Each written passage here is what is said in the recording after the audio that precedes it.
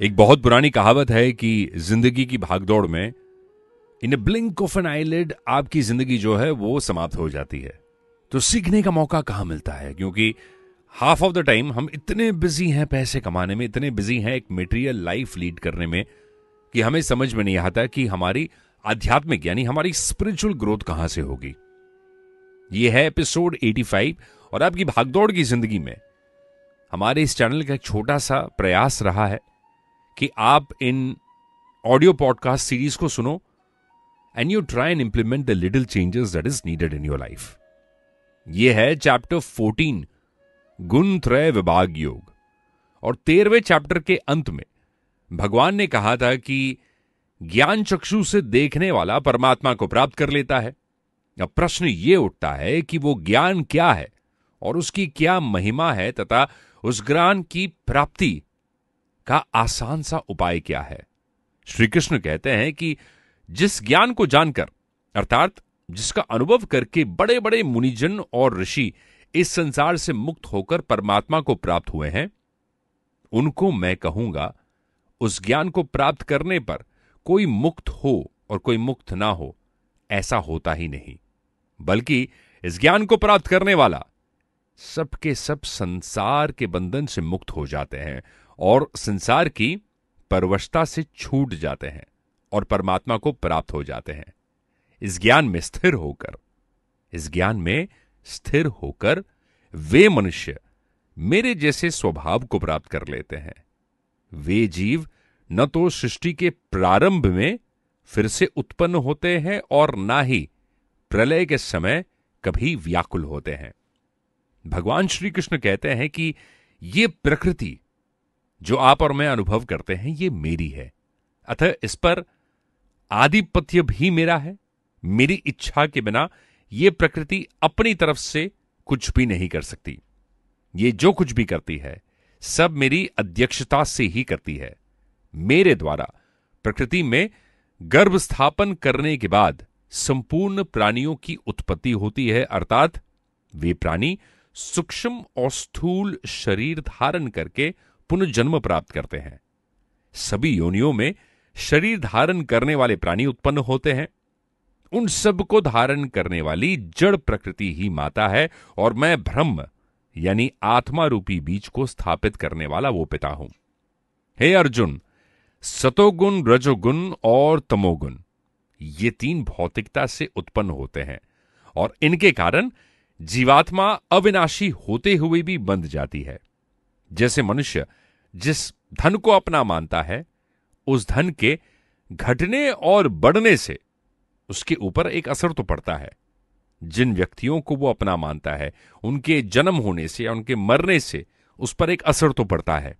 जिस शरीर को वो अपना मानता है उसके घटने बढ़ने या उम्र ढलने से जो असर पड़ता है वो उस पर पड़ता है। ये सभी अविनाशी देहों को बांधने वाले गुण हैं। जीव यानी आत्मा स्वयं अविनाशी है और शरीर जो है वो विनाशी है। फिर इसका मोह और इसका माया कैसा? सत्वगुण, रजोगुण और तमोगुण की अपेक्षा पाप कर्मों से जीव को मुक्त करके आत्मा को प्रकाशित करने वाला और विकारित होता है। रजोगुण राग स्वरूप है, अर्थात किसी वस्तु, व्यक्ति, परिस्थिति, सिचुएशन, घटना, क्रिया आदि में जो प्रियता पैदा होती है यानी जो अटैचमेंट पैदा होती है वो प्रियता रजोगुण का स्वरूप है।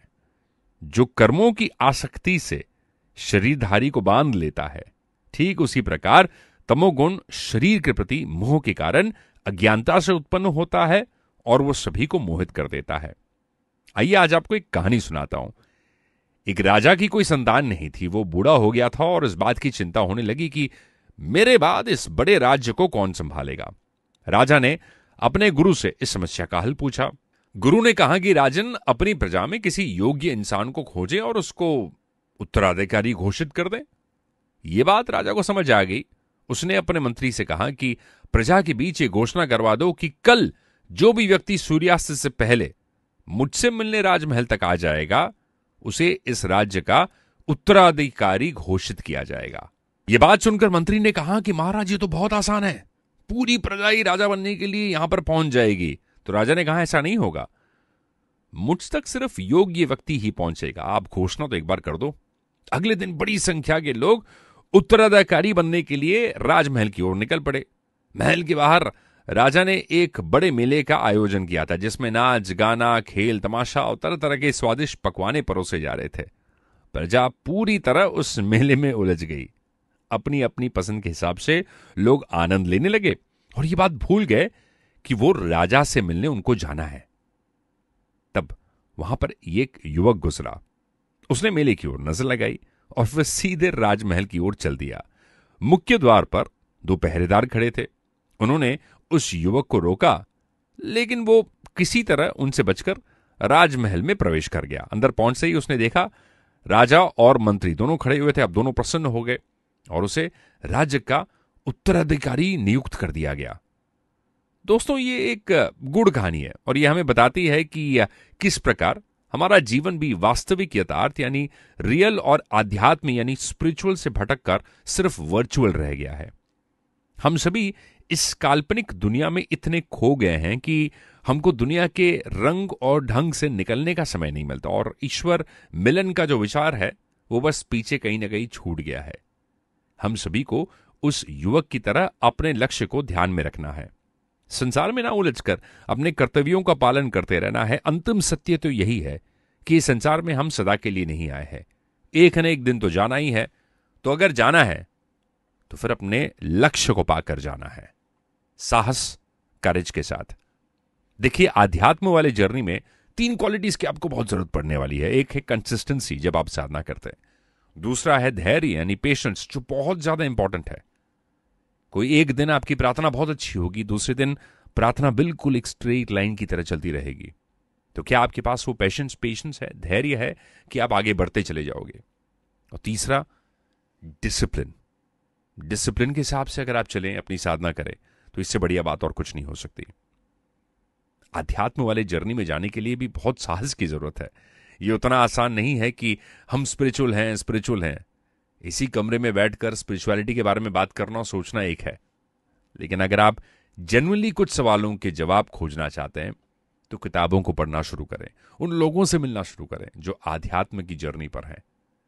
हमारे चैनल को लाइक, कमेंट और सब्सक्राइब करना ना भूलिएगा।